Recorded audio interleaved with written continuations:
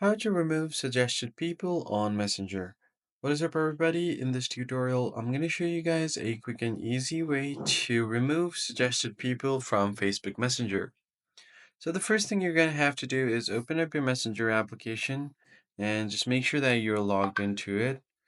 Once you're logged into your account, so if you have been getting suggestions from your contacts or other random people, you first have to go to menu section and then go to settings.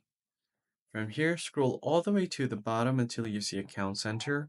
Open Account Center from here, and then scroll down until you find your information and permissions. Then, right at the bottom, you'll have an option called Upload Contacts. You can tap on it and select your messenger from here.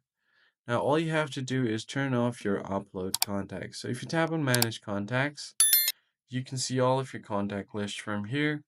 And if you go to Upload Contacts on, you just want to go ahead and turn this one off and you should be good to go. That's pretty much it, guys. If you found this tutorial helpful, be sure to like the video down below and subscribe to our channel. I'll see you guys on the next one.